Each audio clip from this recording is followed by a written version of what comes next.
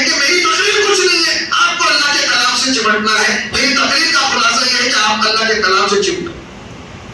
آپ لوگوں کے اندر یہ تڑپ ہے کہ آپ لوگ یہ کہو کہ مولانا نے تو تقریر صرف ہمیں ترغیب کے لیے بتائی ہے، آج انہوں نے وہ آیت بیان فرمائی، چلو میں گھر میں جا کر اس آیت کو ڈھونڈ کر نکالتا ہوں، وہ حدیث انہوں نے بیان فرمائی، فلاں حدیث کہاں ہے، میں چلو ذرا ڈھونڈ کر نکالتا ہوں اور میں اپنا علم اور پختہ کرتا ہوں. ہم نے تو اسلام کو اے ٹی ایم سمجھ رکھا ہے. اے ٹی ایم سمجھتے ہیں؟ اے ٹی ایم، ابھی تو اے ٹی ایم کا دور بھی ختم ہو رہا ہے، ادھر سے کارڈ ڈالا ادھر سے پیسہ نکلا ہے نا. ہم کیا سمجھتے ہیں؟ مولانا یہ کہاں ہے، مولانا یہ کہاں ہے. یہ کب تک کرتے رہو گے؟ یہ کب تک کرتے رہو گے؟ یہ طریقہ نہیں ہے، یہ طریقہ نہیں ہے. جب کوئی نئی بات سنو تو پہلے اس بات پر افسوس کرو کہ یہ میرے علم میں کیوں نہیں،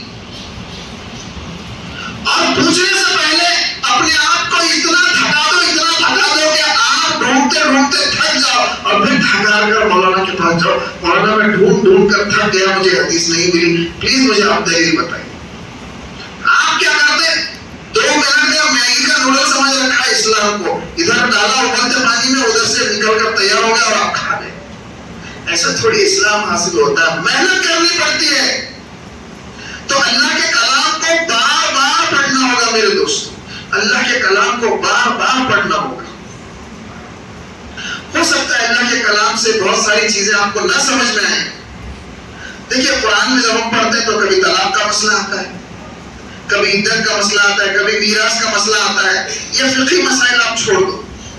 جہاں تقوی کی بات آتی ہے، جہاں جہنم کا تذکرہ آتا ہے، جہاں جنت کا تذکرہ آتا ہے، جہاں خوبصورت جو ہے دنیا کا مناظر اللہ تعالیٰ بیان کر کے اپنی دلیل پیش کرتا ہے، ایسی چیزوں کو پڑھو. اور پھر جہاں جو آیت نہ سمجھ میں آئے وہ آیت کو لے جا کر علماء سے پوچھو، اور مجھے ذرا بتائیے کہ یہ آیت کا مطلب کیا ہے. اس طرح بار بار قرآن کو پڑھتے جب رہیں گے تب جا کر علم ہمارے اندر اترنا شروع ہوگا. تقریر اصل نہیں ہے، اللہ کا کلام اصل ہے. زندگی بھر اگر آپ صرف تقریر سن کر علم حاصل کرو گے تو آپ جو ہے اپنے آپ کو صرف کسی کے پیچھے چلا رہے، وہ بھی اندھا بہرا بنا کر. تحقیق کا مزاج آپ کے اندر ہے ہی نہیں. آپ قرآن پڑھ ہی نہیں رہو، آپ سیرت پڑھ ہی نہیں رہو، آپ حدیث کی کتابیں خود پڑھ ہی نہیں رہو. تو یہ صحیح طریقہ نہیں ہے میرے دوست. اور جب تک یہ مزاج نہیں آئے گا آپ کو یہ نہیں سمجھ میں آئے گا کہ اسلام میں کیا چیزیں ہیں جو بتائی جا رہی ہیں اور کون سی وہ چیزیں نہیں ہیں جو نہیں بتائی جا رہی. غور کریے میں کیا کہہ رہا ہوں. کون سی وہ چیزیں ہیں جو آپ کو نہیں بتائی جا رہی ہیں، چھپائی جا رہی ہیں، اور کون سی وہ چیزیں ہیں جو بار بار صرف وہی بتائی جا رہی ہیں. ہمارا تو معاملہ یہ ہے، اللہ خیر کرے ہمارے بھائیوں کے ساتھ. حدیث بھی اتنی پتہ رہتی ہے جتنی مولانا نے اپنے بیان کی، اس سے آگے کا ایک جملہ نہیں پتہ رہتا. یہ کوئی زندگی ہے میرے بھائی؟ آپ کسی اور کے بھروسے جنت میں جاؤ گے؟ کہ اللہ کے رسول صلی اللہ علیہ وسلم کا یہ ارشاد آپ کے لیے کافی نہیں ہے؟ طلب العلم فریضۃ علی کل مسلم، تمام مسلمانوں پر علم حاصل کرنا فرض ہے. تو میرے دوستوں میں امید یہ کرتا ہوں کہ ہم لوگ علماء کے بیانات سے ترغیب حاصل کریں گے اور پھر اس پر جو ہے اپنے علم کا اضافہ کریں گے، خود علم حاصل کر کے. اور جہاں ہمیں قرآن کی کوئی آیت نہیں سمجھ میں آئے، جہاں ہمیں کوئی حدیث نہیں سمجھ میں آئے، ہم جائیں گے علماء کے پاس اور ان سے اس کی جو ہے وضاحت طلب کریں گے، ان سے اس کی مزید تفصیل اور تشریح انشاءاللہ ان سے سیکھیں گے. یہ طریقہ ہوتا ہے قرآن کو سمجھنے کا اور دین کے علم کو حاصل کرنے کا.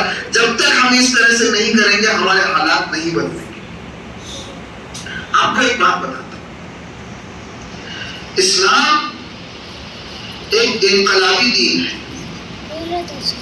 اسلام کے اصلی روح کو جو پڑھتا ہے، انبیاء کی سیرت کو جو پڑھتا ہے، قرآن کو حقیقی معنوں میں وہ جو شخص سمجھتا ہے، اس کے اندر ایک بے چینی پیدا ہوتی ہے. وہ کبھی سکون سے نہیں بیٹھ سکتا.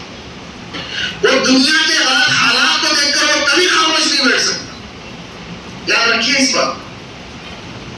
آج افسوس کا مقام ہے کہ اسلام کو ہر کوئی اپنے محدود نظریے کے ساتھ آپ لوگوں کے سامنے پیش کر رہا ہے. اور آپ کو کبھی وہ سمجھ میں نہیں آئے گا جب تک آپ خود اس کو اسلام کو بار بار پڑھ کر نہیں سمجھو گے. کچھ لوگ اسلام کو صرف اپنے مسلک یا اپنے مکتب کے محدود نظریے سے سکھاتے. کچھ لوگ اس قرآن سے صرف وہ فقہی باتیں آپ کو بتائیں گے. کچھ لوگ قرآن سے صرف اپنے جماعت یا اپنی این جی او یا اپنی تنظیم کے دائرے میں بنا کر سمجھائیں گے. جب تک آپ خود نہیں قرآن کو پڑھیں گے آپ کو یہ نہیں سمجھ میں آئے گا کہ کون سا پہلو بتایا جا رہا ہے کون سا پہلو نہیں بتایا جا رہا ہے. قرآن انبیاء کے مشن کا رماز ہے, اس کا ترجمان ہے. انبیاء علیہ السلام کی زندگیوں کو پڑھ کر دیکھیے, وہ کوئی فقہ کی کتاب لے کر نہیں آئے تھے. حالانکہ اس میں فقہ ہے, حلال و حرام کے مسائل ہیں, لیکن صرف فقہ نہیں ہے. اسی طرح سے صرف چند باتیں ایسی باتیں کہ جن کو ایک دین کا محدود تصور میں باندھ کر رکھ دیا جائے, یہ اسلام نہیں ہے. اسلام ایک ایسا انقلابی مذہب ہے جو پوری انسانیت کے حالات کو سدھارنے کے لیے آیا ہے, اس دنیا میں بھی اور آخرت میں. ذرا یوسف علیہ السلام کی زندگی کو یاد کیجئے. یوسف علیہ السلام کو جب یہ پتا چلتا ہے کہ مصر میں قحط آنے والا ہے تو بادشاہ کو خود کہتے ہیں کہ مجھے خزانوں پر تم مسلط کر دو, مجھے پتا ہے کہ اس کرائسس سے ان لوگوں کو کیسے نکالنا ہے. یہ بھی انبیاء کا کام ہے میرے پیارے. اگر مان لیجئے اس ملک میں کھانے پینے کی قلت ہو گئی, راشن ختم ہو گیا, تو ایک مسلمان کو کھڑا ہونا چاہیے یوسف علیہ السلام کی سیرت کو پڑھ کر, مجھے پتا ہے کہ اس کرائسس سے امت کو کیسے نکالا جائے. اسی طرح سے ذوالقرنین کی تاریخ کو پڑھیے.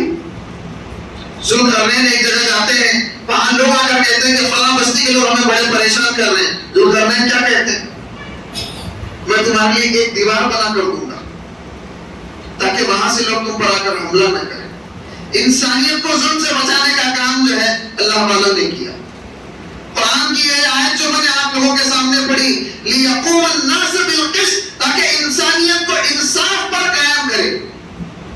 لِيَقُومَ النَّاسُ,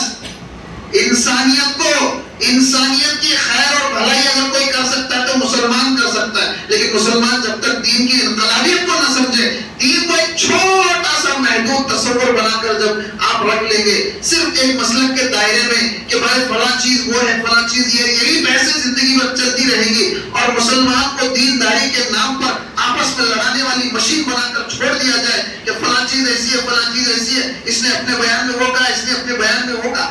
ان ساری چیزوں کے ساتھ ساتھ دین ایک بہت جامع چیز ہے. میں ساری چیزوں کا انکار نہیں کر رہا ہوں, سمجھیے اس بات کو. دین بہت بڑی چیز ہے, اور وہ بہت بڑی چیز آپ کو اسی وقت سمجھ میں آئے گی جب آپ قرآن کو بار بار پڑھیں گے, انبیاء کے مشن کو سمجھیں گے. اس مشن کا جو حصہ بنتا ہے, اس مشن کو جو سمجھتا ہے, وہ چین سے نہیں بیٹھتا, اس کے اندر بے چینی رہتی ہے کہ میں اس ظلم کو دیکھ کر میں چپ چاپ نہیں بیٹھ سکتا, مجھے کسی طرح اس ظلم کو روکنا ہے. یاد کیجئے موسیٰ علیہ السلام کا وہ واقعہ.